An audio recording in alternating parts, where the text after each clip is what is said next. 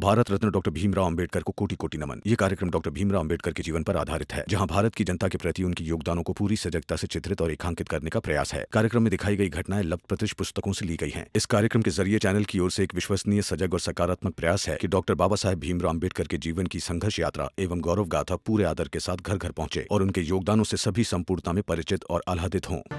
बताइए ना, क्या समझे आप?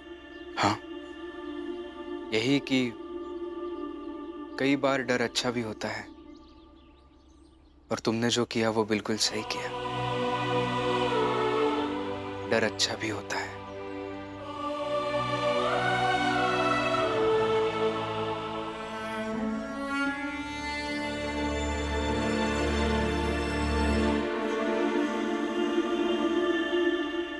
रमा,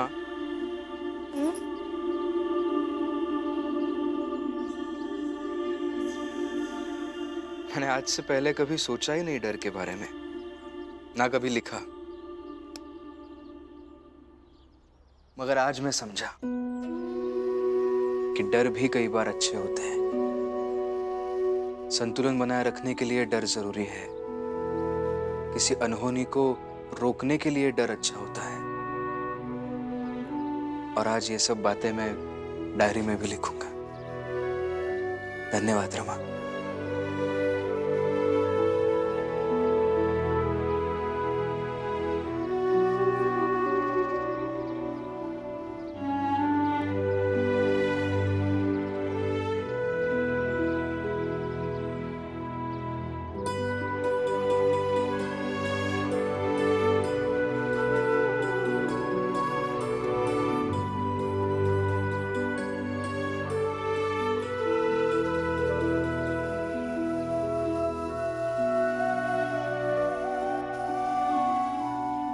आपको जब ऐसे डायरी में चुन चुन कर अच्छी बातें लिखते हुए देखती हूँ ना, तो बराबर सा लगता है।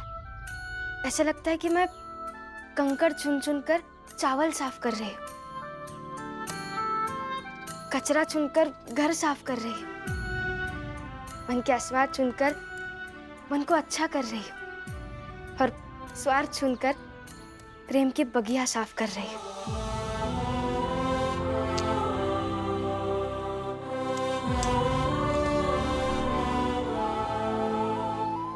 मुझे भी ऐसा ही लगता है रमा, कि मैं भी वही कर रहा हूं।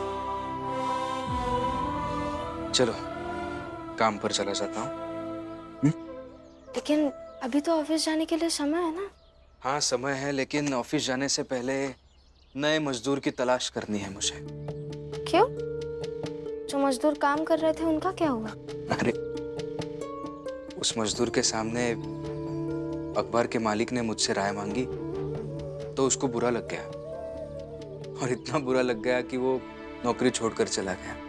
जिस ऑफिस का मालिक इस भीमराव जैसे छोटे बिरादरी के लोगों का पक्ष लेता रहता है, वहां मुझे काम नहीं करना। स्वाभिमान, परंपरा और धर्म बचे रहेंगे तो जीवन बहुत काम देगा। अच्छी बात नहीं है, इतना क्या बुरा लग गया? अजीब नहीं कह सकते रमा, क्योंकि बचपन से वो जिस समाज में रहा है, उसके आसपास जैसे लोग हैं, उनकी जैसी सोच है, उनके जैसे विचार हैं, उसके विचार भी तो वैसे ही होंगे ना। इन लोगों में जागरूकता की बहुत कमी है रमा। जागरूकता की कमी होने के कारण व्यक्ति तय नहीं कर पाता कि किन परिस्थितियों में कैसी भावनाएं पैदा होनी चाहिए, और जो भावनाएं पैदा हुई हैं उन पर नियंत्रण कैसे रखना चाहिए। जागरूकता का होना बहुत आवश्यक है। खैर, छोड़ो वो सब, मैं चलता हूं। और सुनिए,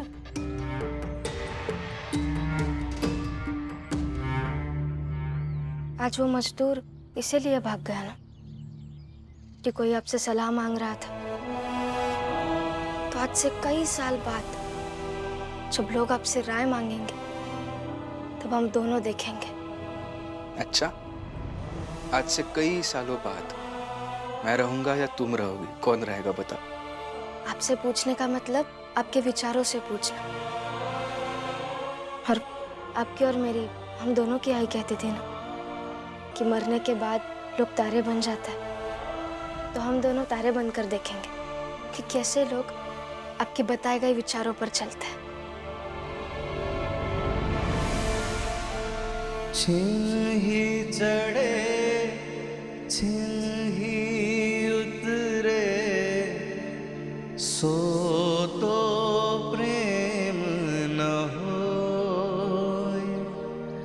अघट प्रेम पिंजरे बसे, प्रेम कहावे सोय। प्रेम कहावे सोय। क्या हुआ? अभी तुमने कहा ना कि कई सालों बाद हम तारे बनकर देखेंगे, तो जब हम तारे बन जाएंगे तब ऐसे एक दूसरे से गले नहीं लग पाएंगे ना।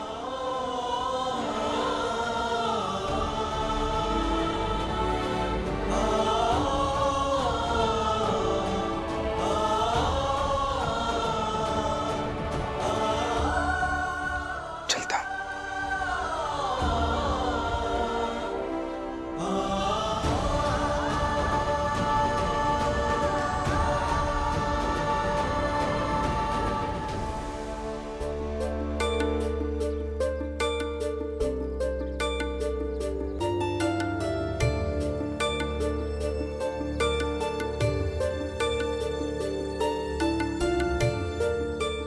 साहब, आप काम देने वाले थे ना, तो दीजिए ना काम। क्या क्या कहा, जरा फिर से कहो। साहब काम दे दीजिए। काम दे दीजिए, इसके पहले क्या कहा था?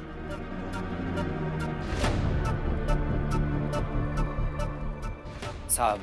हाँ, साहब, ये शब्द 5 बार कहो। कहो।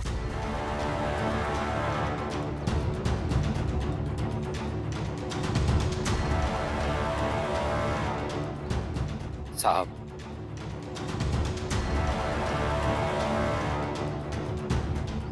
साहब। साहब।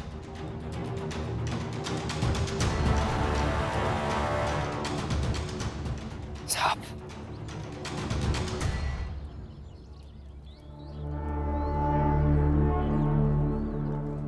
साहब। बहुत सुकून मिला ये शब्द सुनकर।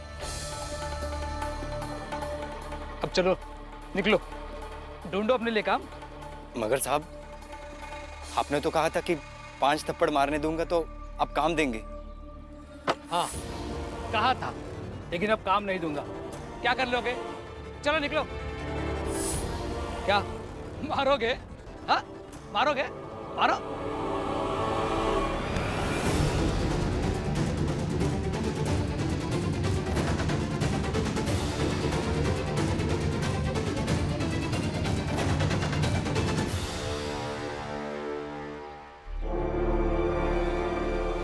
व्यक्ति को अक्सर जीवन में कलम और लाठी के बीच में से एक को चुनना होता है, और ये चुनाव व्यक्ति का भविष्य तय करता है।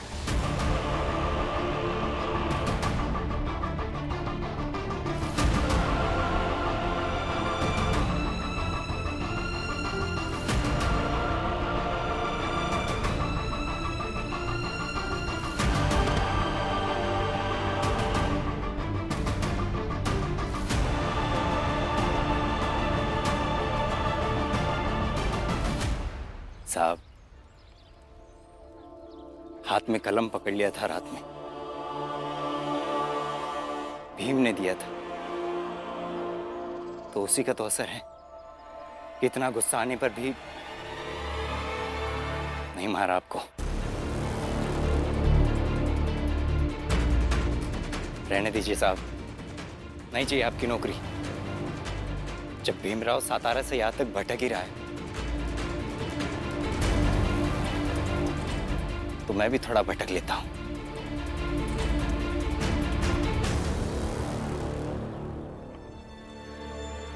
वैसे अखबार छापने का ऑफिस है, अच्छा काम है और तुरंत जरूरत है। चलिए मेरे साथ। मगर मैं तो रोज की नौकरी करके कमाने वाला काम ढूंढ रहा हूँ। वैसे काम अच्छा है, मतलब मैं खुद काम करता हूँ ना, महीने के महीने पैसे भी मिल जाते हैं। लेकिन आपको करना ही नहीं है तो ठीक है, कोई दिक्कत नहीं। जी।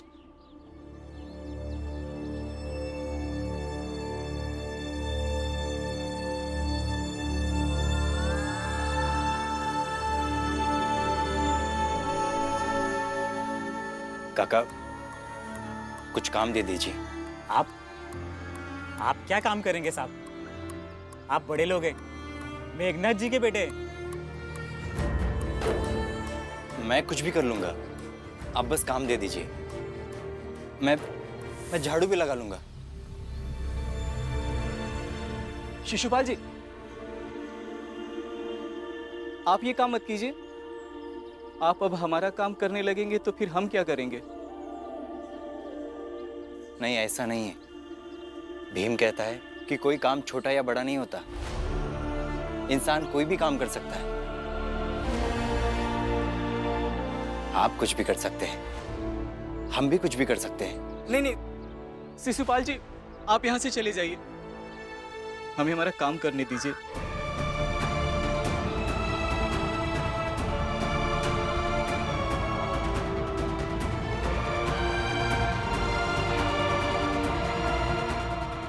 चल लीजिए ना काम करने। मैं जानता हूँ पैसे थोड़े कम हैं, लेकिन काम अच्छा है। नहीं, मैं कुछ और काम करूंगा, मुझे जाने दीजिए।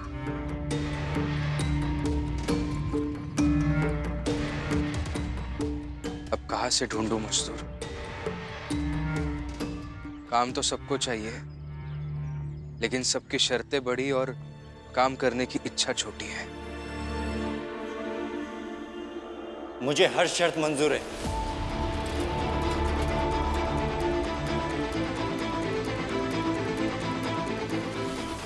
भीम, मैं कुछ भी, किसी भी शर्त पर कोई भी काम कर लूंगा, बस काम दे दो। लेकिन ये काम आप कैसे करेंगे शिशुपाल जी? नहीं, मैं कोई और ढूंढ लूंगा। नहीं भीम, मैं सब कर लूंगा। पढ़ाई तो मैंने कल रात से ही शुरू की थी, तो इतनी जल्दी कैसे सक्षम हो जाऊंगा कि कोई बड़ा काम दे दे? इसलिए कर लूंगा, जो कहोगे सब कर लूंगा। ठीक है, चलिए। आज तक अपनी मर्जी से घूमता रहा, आज जरूरतों के लिए भटका। और जरूरतों में भटकना बहुत ही सुखद होता है, गर्व देता है। चलिए।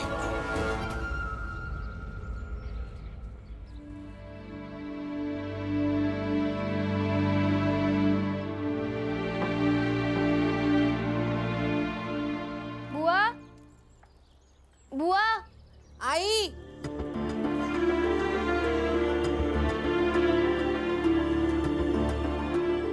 क्या हुआ रमा? बुआ वो मैंने बाबा को खाना दे दिया है, मैं और भाकरी बना लेती। उन्हें मजदूर ढूंढने जाना था ना, इसलिए वो जल्दी चलेगा। और उन्होंने कहा है कि अगर मजदूर मिल जाएगा और काम में जाने के लिए समय बचेगा तो मैं आकर खा लूँगा, नहीं तो मैं उनका खाना ऑफिस में पहुँचा दूँगी। अब बस बाबा को खाना खिला दीजिएगा, और अगर बाबा को कुछ लगेगा तो मुझे आवाज़ दे दीजिएगा। ठीक है, तू जा।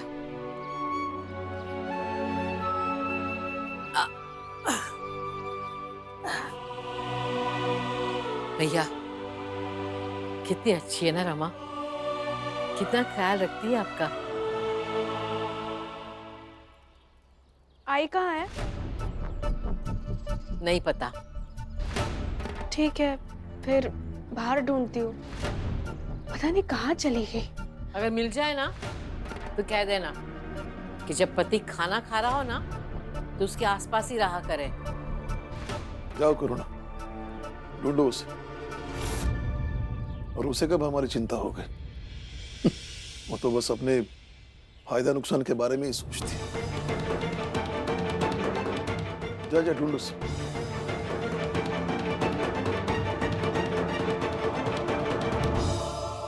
देखो जीजा भाई, पहले हम लोग को लगा कि रमा तुम्हें मारी पीटी है, यही लिए तुम बाहर आके पलट गई, लेकिन चोट का निशान तो कहीं है नहीं। और ये बात हम लोग मानने के लिए तैयार नहीं है कि रमा तुम्हारे पैरों में गिर के गिड़गिड़ाई होगी।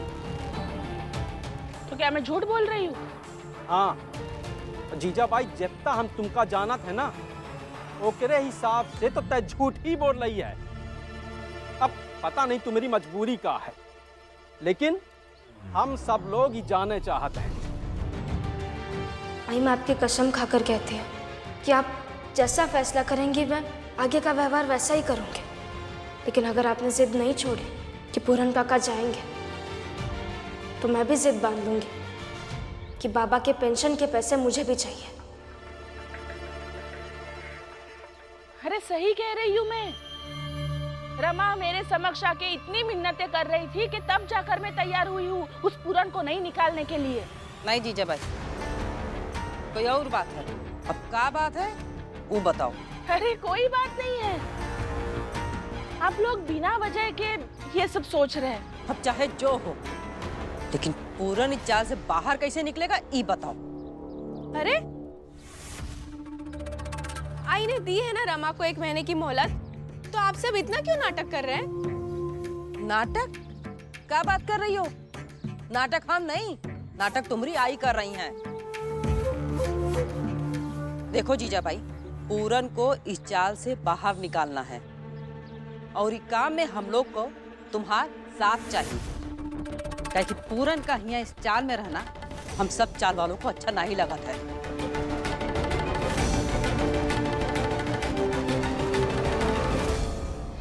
मैं इसमें आप लोगों की मदद नहीं कर सकती। अरे एक कैसी बात करा तू जीजा भाई, हम तुम्हारी हर चीज में मदद करत है और तुम हमारी तनिको मदद नहीं कर सकत हो। हाँ, नहीं कर सकती मैं मदद, और मुझे इस मामले पे बात भी नहीं करनी है। जीजा भाई, इसे विश्वासघाती मत बनो। भीम के जो जो विरोधी हैं सब एक मत हैं और सब यह चाहते हैं कि पूरन को इस जाल से बाहर निकालें, और तुम हम लोग का साथ देने के बजाय जा रही हो। अरे नहीं देना साथ मुझे। से कैसे?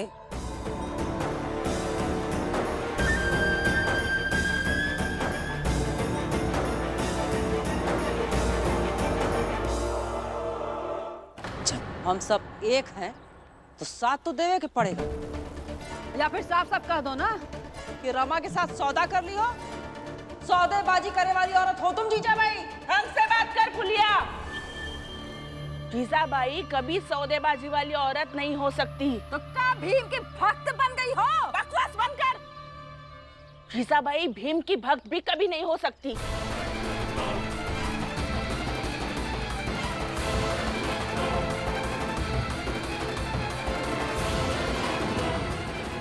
हाथ छोड़। नहीं छोड़ेंगे, पहले पूरी कहानी बताओ कि क्या हुआ, तब छोड़ेंगे। धोखेबाज। फुलिया सब देख रहे हैं, हाथ छोड़। हाँ, सब देख रहे हैं कि जब हम सब एक हैं तो अचानक से तुम्हें क्या हो गया है, बताओ। फुलिया हाथ छोड़। नहीं छोड़ेंगे, धोखेबाज।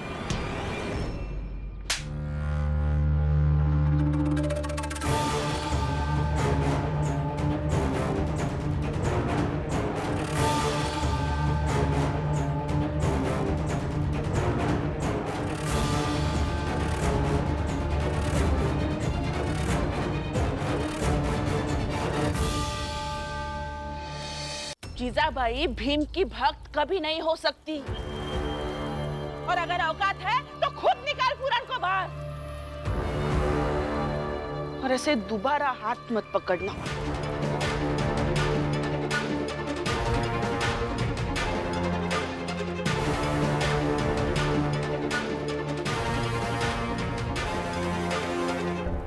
जीजाबाई!